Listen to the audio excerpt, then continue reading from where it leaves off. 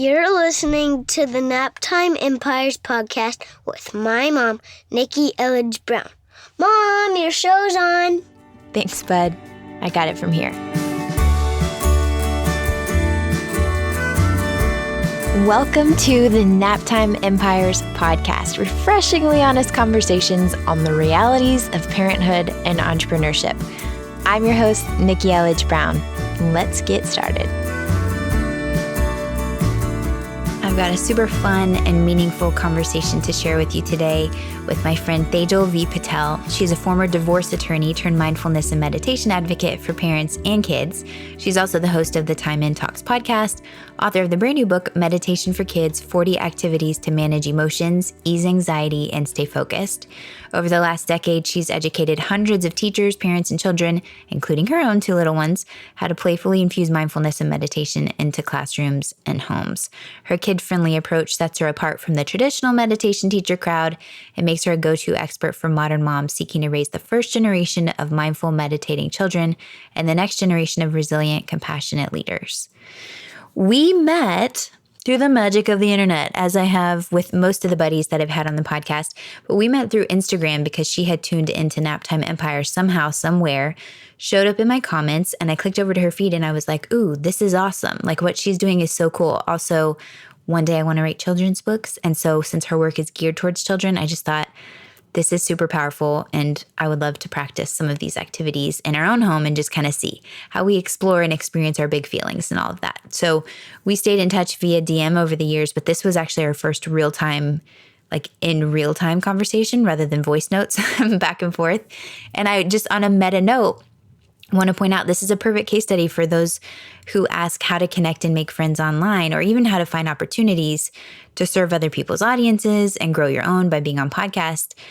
If you show up and support people whose work you genuinely enjoy, and likewise, because she was showing up for her own work, basically, if you're going to reach out to somebody, make sure you're showing up for your own work so that when they do inevitably click over to check you out, there's a clear, sincere representation of your brilliance.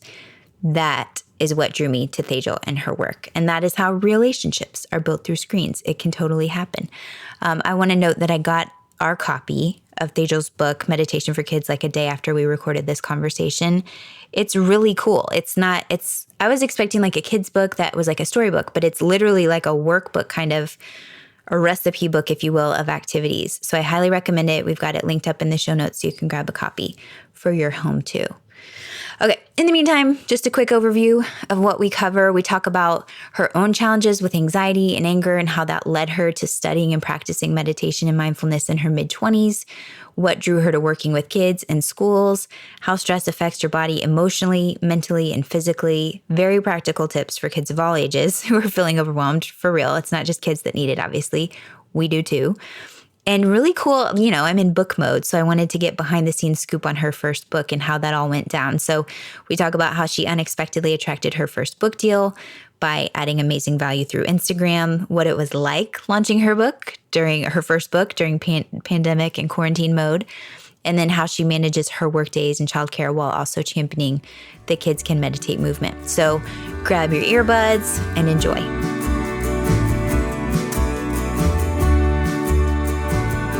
All right, here we are, mindful, present, and recording with Tejal V. Patel. And I'm so excited because we've connected via voice message and things, but this is like our first time really connecting in real time. So thank you so much for being here. Nick, I'm so thrilled to be sitting with you today. We have lots to discuss. And I just want to start before we dive in, because there's so many nuggets that you have that I'm just like, I want just to connect a USB drive from my brain to yours, because I love your practical approach to all this. But first, let's just start with the frame of like how you got into business. I know you were a divorce attorney to begin with, so I'm curious about that. And then at what point did the little ones start coming along in terms of business? Did they come first? Did business come first? Tell us the things. Yeah. So I was a divorce attorney for about 5.5 years. So in my mid-20s, I specialized all in out-of-court divorce resolution. So I did something called collaborative divorce and divorce mediation. And so this was pre-kids. And I it was a very interesting dynamic because I had the husband and wife in front of me at the same time. And, but as you can tell, it was also very emotional because you have them both, kind of working out their divorce. And 99% of my clients all had children. That's why they were trying to as amicably, resolve their divorce. And so for me, it was interesting just separately. I was going through my own personal, spiritual, and emotional rock bottom at that same time in my life. And I was trickling in yoga, and I was getting exposed to meditation and mindfulness. One thing just I feel like led after the other. And so I was finding such relief in my own life. I was a child who experienced anxiety, low self-esteem. In my teenage years, I had anger rages. And these were all patterns that were all a part of me that really were just suppressed. And then when I was listening to my clients talk about their children and how they were emotionally handling the divorce, a lot of them were getting diagnosed. They were going to therapists and they were diagnosing them with anxiety. And when I was listening to what was happening to these kids, it took me back to my childhood because it was like literally the same experiences that I had as a child. Wow. And so that really, to me, as I was finding these tools in my mid-20s and they were helping me cope with anxiety, I just realized, children really need to be learning these tools at a young age. And so I got my certification in children's yoga and mindfulness. And my husband and I owned preschools at the time in South Jersey. So I started teaching young children. I started teaching children who were 3, 4, up until the age of 8. I was going into some elementary schools. I was teaching them yoga, mindfulness, and I didn't call it meditation, but I called it like peaceful pauses in the classroom, just to be politically correct, Yeah. So yeah, this was, I know, right. I think it's going to hopefully starting to shift, but still people kind of feel dicey around that. Yeah. So yeah, this was all pre-kids, and I've been doing this for 10 years. And so at some point, it was around, I was doing simultaneously for about 2.5 years. And I realized this is my gift. This is my passion. This is my purpose in the world. And so I started expanding. I took Marie Forleo's B School while I was pregnant with my first son. And I really created this business where I was going and doing trainings at schools and educating teachers how to bring mindfulness and meditation into the classroom. And then I started, once I became a mom 5 years ago, I started doing coaching for parents, mainly moms, how to bring it into their home. And so that's how it organically, just step by step, just kind of unfolded. And now my son and I were kind of with the book now, it's like really making it available to the masses. And he's kind of my partner in crime where we do videos together and podcasts together to kind of inspire kids to learn this. Okay. So on that note, first of all, you have 2 boys. How old are they right now as we're recording? It's May 2020. They are 5 and 1. 5 and 1. Okay, cool. And so you started the coaching business, more specifically, more personalized for moms once you became a mom. So what did that look like for you? Like whenever you had your first little one, boots on the ground, what was the startup like whenever you were starting your business? Was it like Skype sessions or consults or? So what I did was, while I was taking Marie's B School, I knew that I wanted to do online courses. And a lot of it was, I was following you around that time. That was like five years ago. And you had your copywriting course. And I was like, I really want to do a group coaching. That's going to be the most, and I was a new mom at the time too. So I was like, that's going to be the most value, getting more people. So I actually took Catherine Hawking's course on creating e-courses, e-course launch. I can't remember the exact name. So I basically simultaneously was creating my business, but I also was creating an e-course. So it was, at the time, it was the first e-course that I created included a group coaching portion to it. So it was the online weekly drip out of the content, and then bi-weekly live coaching calls. Okay. So that's know what my method was. And then I created 4 courses in total from then to now.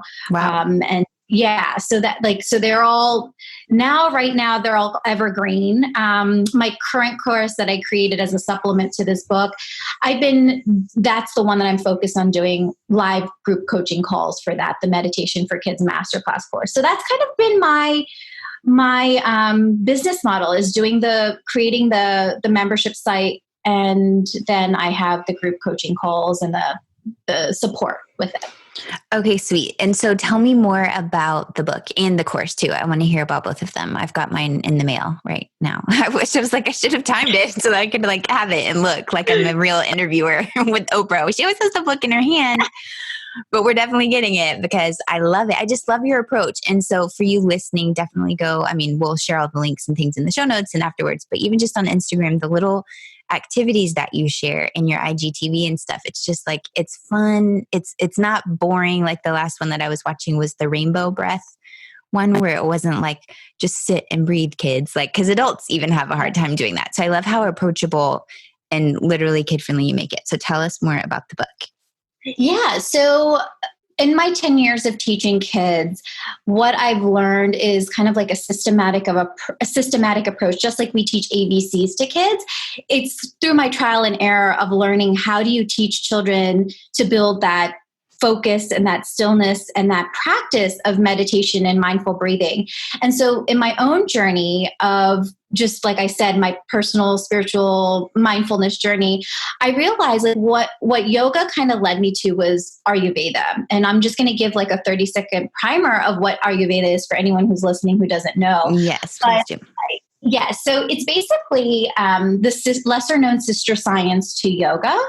And it's the science of essentially understanding how to overcome stress, how stress affects you, and then what you do to balance it out. That's the easiest way to kind of explain it. So Ayurveda is basically the science of life. And so what I learned through that was that when we're experiencing, for example, anxiety, a lot of people right now, because experiencing a lot of anxiousness, there are certain specific breathing resets or holding a specific yoga posture that helps reset your nervous system and release the energy out so that you can feel calm again. So it's all about that mind-body connection. A lot of times when we think of meditation, it's all about, okay, sit still, take deep breaths.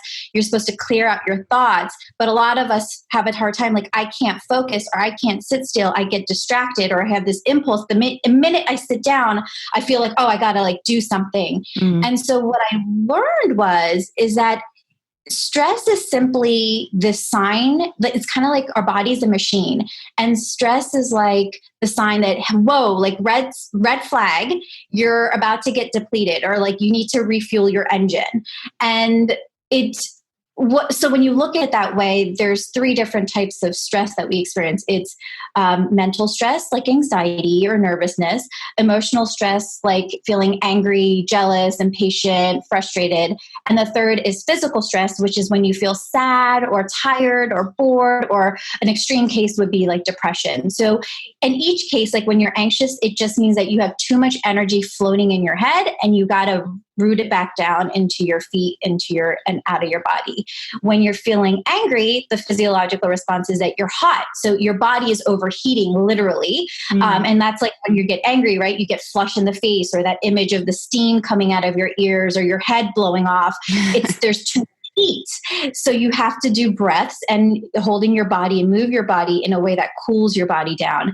And then when you're sad or you're tired or you're bored or you're feeling lazy, it means that there's too much sedentary, heavy earth energy. So you just got to move that energy up through your body above your head.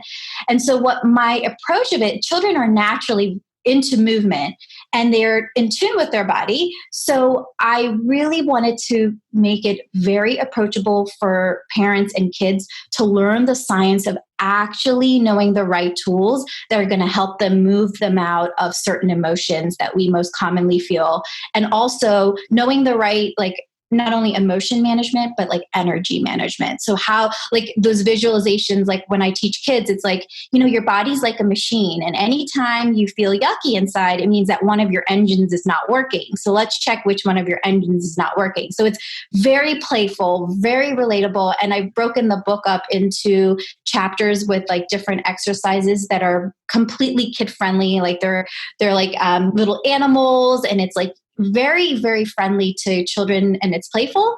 But at the end of the exercise, I write for parents, like, when do you use this time in and why it works? So it also helps parents understand when we can use the tool in our own life. And it's going to help us when we're feeling that sort of stress. Yeah, that makes so much sense. I mean, everything, like, I love how you broke it down, the mental and the emotional and the physical, the different types of distress that we'd be experiencing. Because of course there's also eustress, which is like the positive. It actually inspires us to get going. But I love even just the visual of like when it's that sad, heavy energy and you want to move it up. Like, I just love those visuals. Thank you for the word pictures and for the actual images for us to share, because this really is, like you said, it's something that probably a lot of us are learning in our 20s and 30s. And so it's like, if we can help our kids even just be exposed to these concepts and ideas and perspectives and ways of thinking about our own bodies and how our energy works and all of that, then it really sets them up to be so much more resilient rather than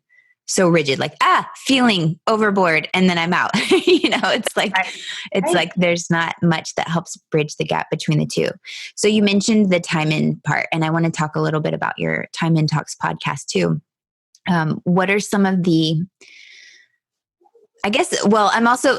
it's hard because I want to talk to you about your actual content, but I also want to talk to you about your context and how you're creating all of this with your two humans. So tell us a little bit about the podcast, and then I want to talk more about like nitty gritty and how you make it work over there while you do have these young boys at home.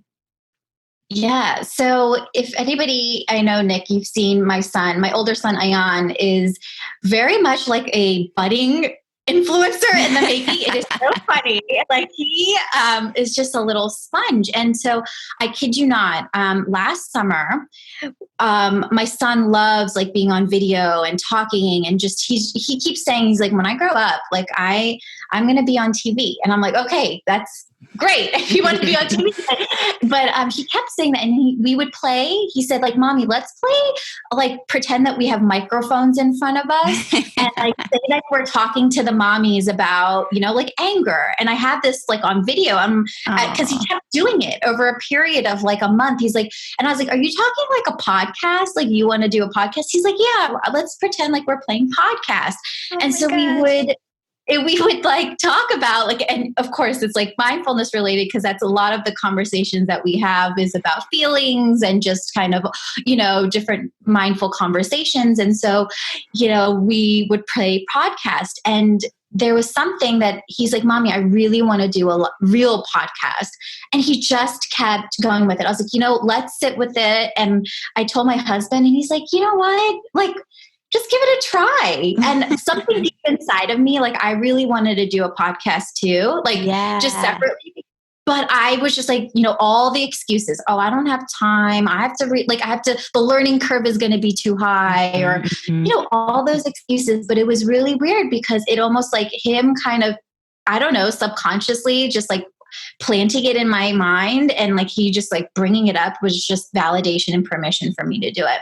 So fast forward, we launched last August, so it hasn't even been a year yet, but it's been a combination of, we have like these special Mommy Ayu episodes where he kind of takes the lead and we talk about something mindfulness related. So, and they're all conversations that we have. A lot of our conversations used to happen in the car when I would be driving him back and forth from school, which has stopped now. But just like how to deal with big and small problems, or like, what's the difference? Or, we have a lot of deep conversations. He's like, so talking about strangers, robbers, and souls, like, are robbers good people? Or like when people do bad things? So he asked me all these deep questions, and I just figured, let's share this with other kids and just talk, share like mindful conversations around these big conversations or thoughts that they're having. Oh my gosh. So I love it so much. That's been part of the podcast. And then I also do like interviews and solo casts, but my whole take is about giving you a different perspective on a situation. So every single episode, the topic is like, press the reset button on, toxic friends and family, or, different, like, press the reset button on anxiety. It's just different perspectives on problems that we face as modern moms and parents. Yeah. I love that so much. And it reminds me of whenever I can't remember. Well, I had to be late 2016 because it was before we actually recorded the intro for Naptime Empires. But I was like, Bryson, I have an idea. So it was mine, but he was so excited. I was like, you want to be on my podcast, which didn't exist yet? He was like, yeah, right now. And then we ran into the into the guest room, or the office that I had at the time in our house in Hawaii. And we just sat on the love seat and recorded a voice memo version. And I was like, say, welcome to the Naptime Empires podcast. And so he did like a little voice memo because it was so cute, where he was like, right now? Okay, let's go do it, And then later on we recorded it in the closet upstairs. And it's just so cute because I'm like, oh, Bryson. And now his voice, of course, has changed so much in the last 4 years. So I love that y'all have that time capsule. Like, it's so beneficial to everybody else, but also personally, it's just so priceless to have those conversations on the record for you and for him and for whoever else comes next. So that's it. Yeah, that's true. I love your intro because his voice is so sweet. So you should have. I know. I love it. Okay. So when it comes to, how do I want to ask this? Like in real life, because this is the thing, in my highest self is practicing these things. Like in my ideal world, I'm practicing these things and we're having these conversations and I have the tools and all of that. But then sometimes, obviously, because we're human, it's like, I can't even calm myself down. Like, what are some of your practical tips for when we're in those moments where it's like, oh my goodness, everyone, please, I just want to lock myself in the closet for my own little time in, and calm down. Like, what are some of those things that you've seen repeatedly over and over with the parents that you've worked with that have helped, even when we're at the point where it's like, there's nothing about me that wants to be mindful right now. Like I'm just in my feelings and committed. Absolutely. And I think that, like you said, it's a normal part of human experience. Like we think that, a lot of people ask like, oh, you must be calm all the time. Like like stress, just because you practice mindfulness or meditation, stress is a natural part of life. Like I said, like stress is a sign that there's friction within your system, and friction can happen when you're in the newborn phase and you're not getting enough sleep. Or for me, I know feel that tension or that friction inside when it's too loud. Like I'm sensitive to loud sounds and screaming and things like that. So it's like understanding, I think, largely our body is this sophisticated technology, but we've been winging it basically through life. Like we don't have the owner's manual, or nor did we ever like read an owner's manual. We've just been winging it and just trying to figure it out. Yeah. And so the way that I liken it is that I think it all starts with just the recognition of when there's friction within your system. And that's like I said, like whenever I feel like when I tell kids, do you feel yummy or yucky inside? It's like quickly being able to recognize, okay, I'm off today. Like or something just triggered me and now I feel off right now. Mm-hmm. And just recognizing that. And there's definitely times, I think especially with the book and if it's like with your children, I use the language now, and there's a lot of language in there that's like, hey bud, I'm really feeling like on Angry Island right now, and I need to take some time in order for me to get into Happy Island. That's like one of the exercises. So I'm going to go over here and take some deep breaths so I can go back to Happy Island. Or like, hey bud, like, mommy's head engine is spinning like a howling hurricane.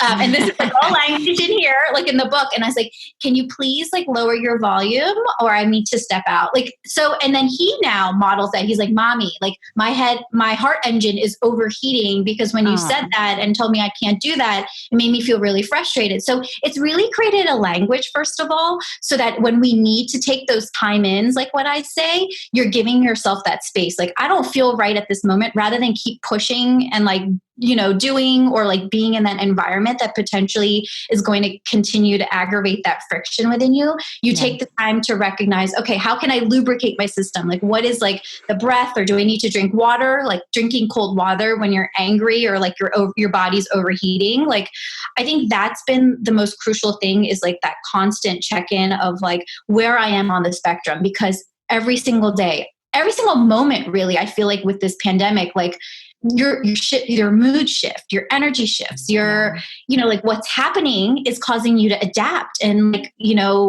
really quickly to different things. And like things are not happening as we expected. And we're realizing we're not in control over a lot of things. So I think it's just being gentle, and just, for me is like, I go to the bathroom a lot when I just really need to take a time out, like take a time out for myself.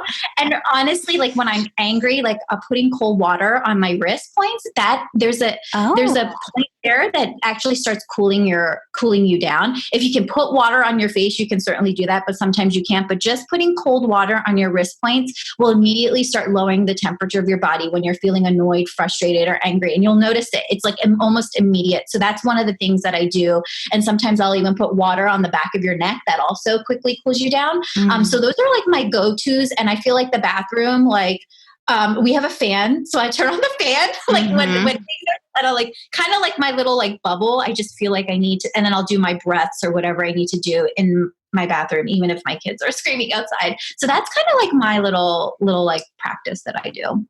I've never even heard of that. The cold water on the wrist. I'm totally going to try it. And I think, again, if nothing else, it comes back to, I agree with you. That's a lesson that I've learned in the last few years. It's just that our emotions are feedback, and stress is feedback. It's not wrong. Like, it's not a bad thing. It's actually healthy, because it's letting us know, oh, something's off, something needs attention. And I call it like an intuitive alarm system that's trying to get our attention, and we can try to snooze it and snooze it and snooze it, but it's going to keep coming back until we've actually felt the feeling and let it go however it needs to.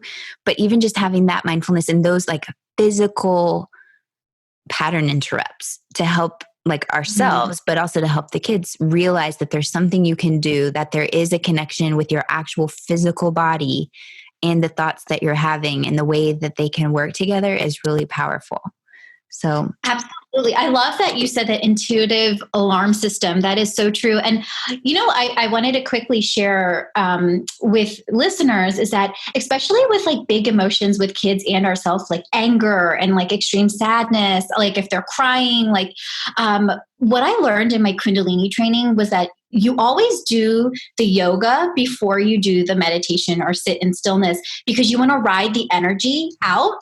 And there was this yoga set that we did for anger, and the whole like 30 to 45 minutes, it was like pounding on the floor, like doing like kind of like big like movements. Yeah. And I realized that I was like, like when you stomp on the floor, or if you like do like loud like movements, it actually starts moving the energy, that intensity of the energy of anger out in you. And so there's an exercise in the book.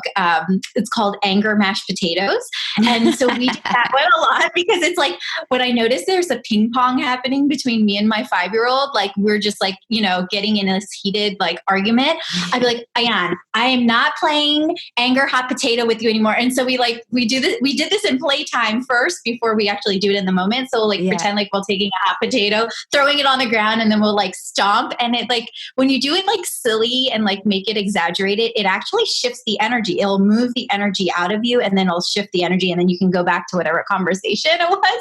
And it's been amazing like how that works. We're totally going to be borrowing that. In the brown house, anger mashed potatoes. Yeah, because the hot potato, it's like, okay, wow, you're only 4 years old, and the sass, like I didn't realize this could happen at age 4. Yeah. We've been watching too many tween shows on our Disney Plus because I don't even know where you look at that. I'm like, it's too soon, guys. It's too soon. But I love that. Anger mashed potatoes. Noted. Yeah. And starred. Okay, we'll be looking forward to that part of the book. So I want to ask more now about the context and logistics and how you've been making this work over the last 5 years. So are you the primary caregiver, or is your husband home too? Like, what's the dynamic like at home with how you've been creating the books, the podcast, the courses, and all of that over the last few years? Yeah. So It's been predominantly me. My husband, so we own businesses. So he has pretty much, even though like he's his own boss, he's out. And like some week, it's really interesting because some weeks he's, could be longer hours and some weeks it's not. But we used to own the preschool. So my older son used to go to the preschools for like 2 or 3 days a week. So that was like before I had my second son, that was like, my time to, it was a lot of freedom, I guess, because I had those 5 or 6 hours of like uninterrupted time to do work. Yeah. And then when my youngest was born, I was pretty much home with me. And then I had a nanny come 2 days a week in the mornings for a couple hours. So that was basically from like 9 to 1 was my time to work 2 days a week. So I would like really manage whatever I need to do podcast wise, content wise, coaching wise. It would all be in those 2 days. And now, so with the podcast, it's been a little bit easier because like I said, like I would just schedule it at that time or sometimes at nighttime when the kids would be to sleep, that's when I do the podcast. As far as the coaching is concerned, I was moving away from the one-on-ones, though I did take on some one-on-ones after my second son was born because I was getting this it was weird. Like I was getting this urge to go back to one-on-ones and that connection because I'd been doing like the group coaching for so long. Like, I don't know if that makes sense. Like I totally have felt that too, where it's like, wait, I just want that connection. Right. Like that one-on-one connection where you feel that like so I was taking, I took a few one-on-one clients during that time. And then the book was very interesting. I had been, and I know I told you about this, Nick, I had been, pitching agents. I had written a proposal for a different book, which is interesting. I wrote the proposal and pitching it to agents. And, I got a lot of no's, like which was expected. And then I randomly got reached out last year by a publisher who was reaching out or basically building their division of self-help books for kids. And so their marketing division found me on Instagram, which is like a testament. Like I want to just put this little plug out there for anyone who's creating content on Instagram and you're like, okay, well, who's going to who's really seeing this? Or I only have like 1,000 followers or whatever. I just want people to know that you never know who's looking and who's watching and like that, because I was very like my Instagram wasn't huge like when they found me. So I just want to just put that out there. Like if you're passionately putting out content that you believe in, you never know. It only takes one person. So I just wanted to put that. That is a gem and a golden nugget. And we get so carried away in numbers and metrics like that. And you're right. It just takes one of the right people to be able to connect you with this opportunity. So thank you for sharing that and highlighting that for sure. Yeah. It just put out good, like meaningful content, which is like what I'd been doing. And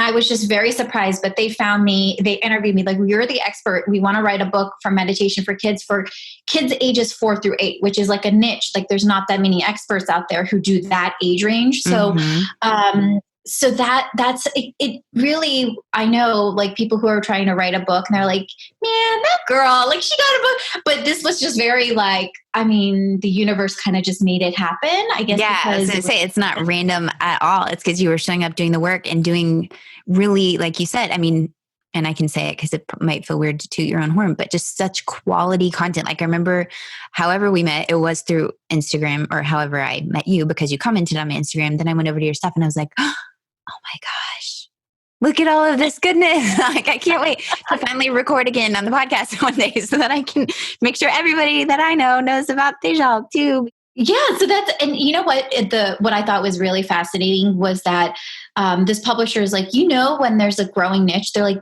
mental health for children is this developing growing niche because of the level of anxiety and, stress being, there's just so many statistics on it, but it's just growing. So, so this is how the book kind of came about. And honestly, again, when the book was being released was not in my control. It launched on April 14th, right in the midst of lockdown. Yep. And it has been, I mean, that again is synchronicity in its finest, because parents and teachers are home. The timing could not be more impeccable in one way, right? Like the silver lining of the time, you have this time that Yeah, absolutely. and people recognize the need for it. That because there's even like, it's in your face. You can't deny the big feelings right now, for sure. They're everywhere. And you can't. It's like, it is like exactly what you said. Like you're dealing with it and you cannot escape it. Your kids are not going to school. You're not getting that break. Yeah. In fact, you're like adding the stress of like homeschooling and, children. I think we're also learning like children's focus. It's not something that's innate. It's something that's learned. Like they need brain breaks. They need these resets so that like when their mind gets foggy, like teaching them, okay, your mind is feeling foggy or your energy is feeling low. This is what you can do to refocus or like to rebuild your energy so that you can focus again. I think this is such a beautiful opportunity, and to give this gift of stillness and understanding how to ride through difficult feelings when things happen that aren't not in your control. Or really, it's like, we focus on raising children who are happy. It's now, okay, let's not forget, let's also raise children who know how to handle unhappiness and those normal emotions like anger, frustration, disappointment that are a normal part of the human experience. Totally. And that's another thing that I've learned over the last few years too, through the work of John DeMartini. It's like life. I mean, I've intuitively known this. Life has both sides, but really like the goal isn't even happiness, because that is also a one-sided emotion, like the goal is that true presence and gratitude and appreciation and love for exactly what is, which is both sides. It's the happy and the sad. It's the I'm energized and I'm tired. Like that is life. That is our wholeness. You can't have the one-sided coin or the one-sided magnet or whatever. And so being able to realize that, I think this is the gem, because it's not about basically, and it could be semantics to some people, like fulfillment to one person may mean happiness or joy to another. But I also think of happiness differently now, where it's like the elation without like assuming almost like a fantasy that there's going to be no drawbacks to whatever is going on. And when you really look at your life and think about those moments, you can always find that unconscious opposite feeling that was also there. And then you can see like, oh, wow, there is always balance. There is always that order, even if I don't recognize it in the moment. But then when we can, that's the good stuff. Like that's the real appreciation for life as it is, rather than wishing it was only a certain way, Yeah, that beautifully said. Okay. So I'm also just curious because I want to write kids' books. It's like on my thing. That's a dream of mine, because for this exact reason, I want to share the things that I'm sharing in a way that my kids can understand, while also knowing that, air quotes, these children's books you're saying for kids ages 4 to 8, it's also for all the grownups that are reading the books to them. Like this secret messages where it's like, oh, dang, that was deep. That was good. I'm going to try that too. So what was the process like? Like, did you pick the illustrator because you had the publisher? Did they pick it? How did all of that work? Yeah. So, again, this was very much a learning curve for me, because it was my first experience in it. And okay, so this was a traditional publisher. It wasn't self-publishing. I just wanted to clear that up, because I can see why, at least I have a lot of friends who've done children's book and they went the self-publishing route, and I can see why. And I'm going to explain like the pros and the cons, especially for a children's book. Yeah. So the first is, one, because it was a publisher, I didn't have as much creative control over illustrations and picking an illustrator. And I think that might be different for each publisher, but this one had specific illustrators that they work with, and they kind of had an idea and their feel of like what they wanted. So I input it a little bit, but they, like, for example, and I'll give a really candid example. There was this one image for the exercise, and I was like, this doesn't match what the exercise is. And as the exercise, like, I really feel like it would really be beneficial if you change it and it would be like this. And they're, again, like a publisher, and they have a deadline, so they're like, we really feel you, like we really get it, like we know where you're coming from, but I just think it's going to be, we can't change it now because we're too far along or whatever. Like they gave me like a political answer for it. And so it's like, we hear you and no. Yeah, we hear you and no. So I just want to share, like, I think that's just, part of the nature of it, right? Like I'm not saying all publishers are like that, but I think it's like you give up some creative control in that aspect as For far sure. as like the illustrations are concerned. As far as writing it, I had a pretty tight deadline to write the book. So I couldn't have done it without my mom, to be very honest. Cause like I said, like your son was going to school. Yeah. So like, and then, there was a week, it just kind of coincided. Like I had no kids in the house besides my older one, and my husband was on a work trip. And so this one week, literally, and my youngest son was at my parents' house for the entire week. I would wake up really early and and a lot of like these exercises is like built from my curriculum that I had. Yeah. However, but it was like writing it out and, like making it in the right amount of words and making it playful and all those different things. But like the first draft of it happened relatively quickly. Like that first week I had all the exercises that I wanted down, the 40 exercises. And then over the next 2 months, I like refined it with my editor. So really the bulk of it was written in a week, which is kind of crazy to think, like the exercises and stuff. But like I said, I couldn't have done it without help. It was not like superpower, like super mom here. Like I really needed help, and I was waking up early, going to bed late. Like those were like, like that. Those 2 months were definitely any moment of time that I had, I was editing, rewriting, doing that sort of thing. So, but it was the end of last. Shout out to your mom. Thank you, Tejals mom, for all the reasons for this amazing daughter that you raised, and also for supporting her and getting this body of work out into the world for more people, because that's just a beautiful thing too. Like, I just love that you allowed yourself to be supported in that way. And I'm sure your little guy had so much fun hanging out with the grandparents all week, like a camp over there while you were in book mode. That's sweet. Yes. And you know what's funny that you said that? So initially, like my mom, like I told my parents the deadline, and my mom called me the next day. She's like, I'm going to take Rihan for the week.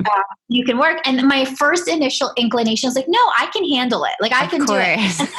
And then I stopped. I was like, you know what? Let me look at my schedule and see what it is. And then when I sat, I'm like, why am I not allowing, like, why am I saying no, to help? I was like, I need to just allow it in. And then I said yes. And it was like the best thing ever. So, that's such a gift. It really is. And like, it's just because we can handle it, and we can. I mean, we can handle a lot, but do we have to? And also like it gives her such a sense of satisfaction to be able to support you in that way. It gives them those bonus time, to make memories and all of that. So it's like everybody wins. And when we can look at it that way and see it that way, then there's not even guilt. It's like, sweet, thank you. Because now I can do this and know that you guys are having a great time. And it just looks different. The transformation of the childcare, it doesn't have to be like mom or bust or dad or bust. It's a blessing to have that village. And that's why we moved back here from Hawaii, so that we could be near family. And everybody's like, literally everyone, if I'm at a doctor's appointment or whatever, and it's, well, we lived in Hawaii, and they're like, why did you move back here? Like, why Houston? I'm like, because my family, like there's nothing, to me that's priceless. It was recently Mother's Day as we're recording this, and I was like, that's the thing. Like, even though as much as I love Hawaii, there's nothing that beats being a short drive away from my parents in this season of life right now. So That's awesome. I love that you shared that. And okay, I'm really excited about the book stuff because I am currently finally writing the Naptime Empires book. And so I get it, the binge creation process, because it's like it's been stewing, like you said, with your exercises for years. It's been stewing for years. So when I was like, I'm just going to do it, I'm just going to sit, and I was writing like 7,000 words a day. I wrote 94,000 words in 12 days. Wow. Yeah. And it's a mess. It's a mess because it's way too many words. And now I'm in that, like you said, with the 2 months of deciding what actually stays and goes. But sometimes you just got to do it. You just got to rip the Band-Aid, do it all, and then sort it out later. And then from the 2 months that you created it, like what was the timeline? So it launched in April. Yeah. So when did you start? So then after I had the writing and stuff done, then it goes through like different editing processes. Yeah. So there's like developmental editors, and then there's like, I can't remember the word right now, but there's another form of editing when they put it in the layout, like of how it's going to be in the book. Mm-hmm. So there was different like editors that I worked with.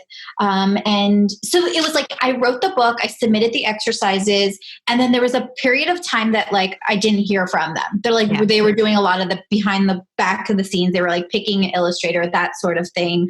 And then there was another round of editing when I saw it with the images in it, but they were all black and white. And then it's so interesting, like seeing them black and white and then seeing them in color is a completely different experience. So each time I saw a new like revised copy of it, it was interesting because it felt different each time. I don't know if that makes sense. And it felt more and more real each time it would progress. And then, so yeah, like the actual book, like the ebook, like it being completely finished was at the end of February, and it came out end of February, beginning of March, and it came out in April. So pre-orders started around that time, like end of February. So it was a relatively quick process. Like, and that's kind of like what the publisher was trying to hope, because they wanted to. It was interesting because I was like, wow, they wanted it out so quickly. But I guess it's like that again. That was kind of like the universe. Like it was like it was meant to come out at this time, or it needed to come out at this time. So they kind of were working pretty quickly with it. But very satisfied with like how it's come out, and it's really like this owner's manual for parents and teachers now, which is going to be so awesome.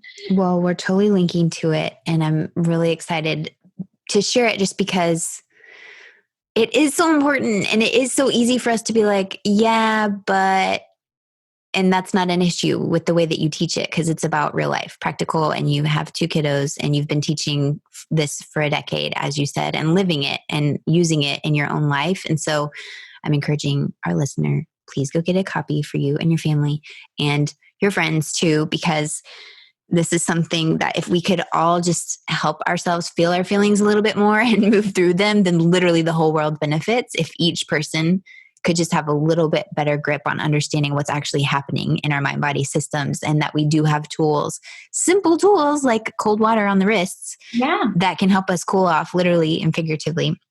And then my last question on on this is, how does it feel? Like, I know you probably have multiple books in you, and there was the one that you were originally pitching. Like, how does it feel to have this first book out there, and how do you feel like it's preparing you for the next, So I will be very honest. Originally, like, until people actually told me, they're like, stop and just celebrate what you've accomplished. Yeah.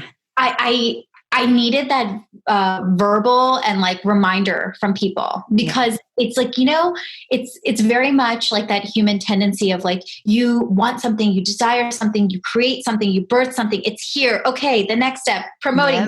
You get into this, the last 2 months and it was all during this quarantine. It's been interviews and all these different things, which has been great. But then you get caught up in all that, right? Like, how do you get the books in the hands? Blah, blah, blah, blah, blah. And I was like, I don't think I actually like sat and actually celebrated it. And so a couple weeks ago, it was a Saturday, I remember. And I was like, I just sat with a book and I like looked at it like from page to page, which I hadn't done. I read the ebook. I swift through the pictures, and, I've been practicing obviously with my son, but I like actually sat with it, and I was like being with it, if that makes any sense. Yeah. And just as each exercise, like how each one has helped me in my own journey, it kind of just like brought me back to it. And I really had this moment of just pure elation and gratitude of just this being a gift, like my contribution and a gift that I can give to the world. And I think that's when I like really just embodied and just celebrated it. And you're right. Like, it's funny because once it's happened, and I have this other book that's like, actually when I was writing this book, another book came through to me. So I was like frantically like on the side, like writing another children's book, so I was like writing it like on the side, like, like, okay, the ideas that was like downloading. Cause I think I just like was a big download and everything was just flooding through me. And so I was like, oh wait, that's like a separate book. So that was funny because there was like, I wanted to put some of that content in here, but it was like, no, save that for the second book. Don't put it in here. Then you won't be able to put it in the other one. So I have like that book, but then I also have another book, which is like, it kind of goes along the same idea of the original book that I was pitching.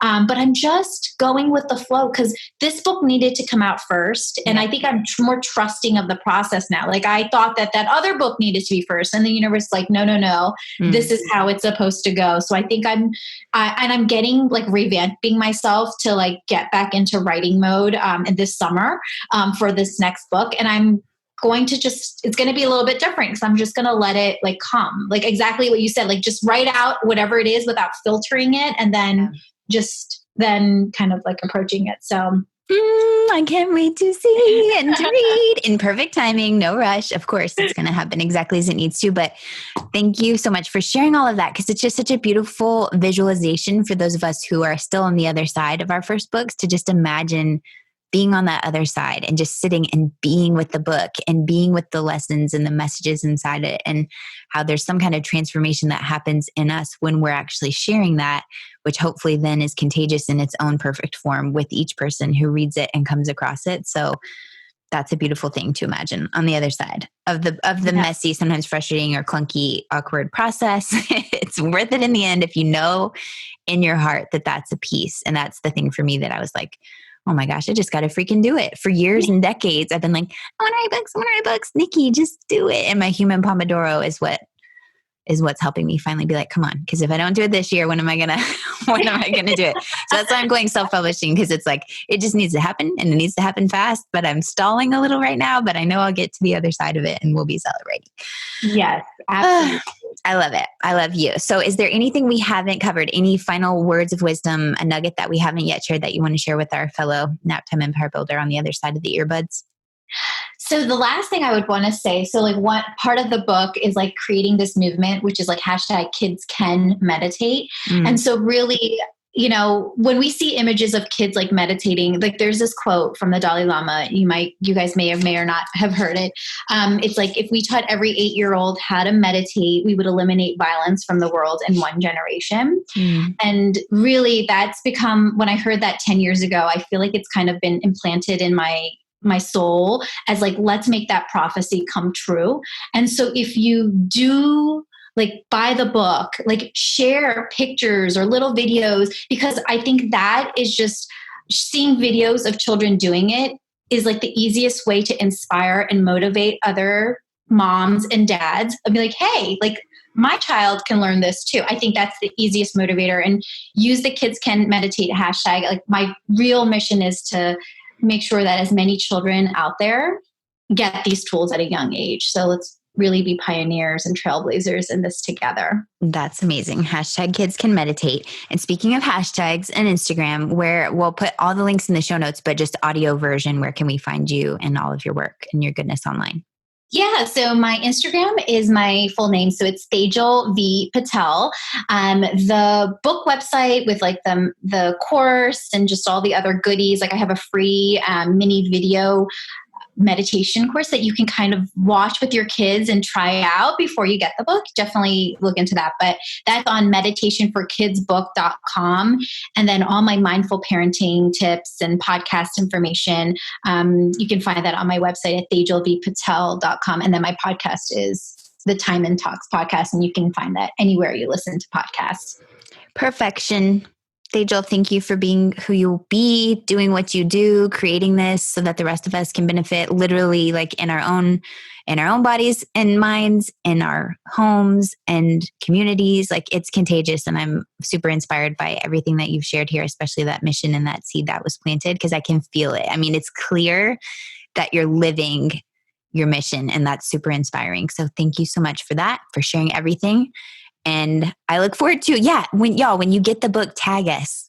Oh yeah, definitely. So we can see. And then hashtag kids can meditate. I can't wait to see those pics and videos coming up too, because it's good for us to see it, to be like, oh wow, I didn't even realize I could teach my kid how to do that. And then it's good for the kids to see like, oh, okay, that's something we can do. So it's the best kind of contagious right now. Absolutely. Thank you so much, Nick. This was awesome. I loved connecting with you and talking more about all this with you. Same. All right, to future books. Yay!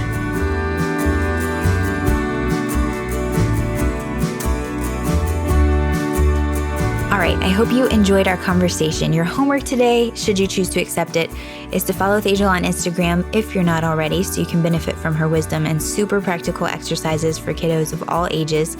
Just pick one of the practices that she shared here in this conversation and give it a try. Post a screenshot, tag us in your Instagram story at Tejal V. Patel and Nikki Elledge Brown. And if you haven't yet, while you're listening, I would so appreciate it if you'd take 60 seconds to leave a rating and review for Naptime Empires while you're here listening in your favorite podcasting app.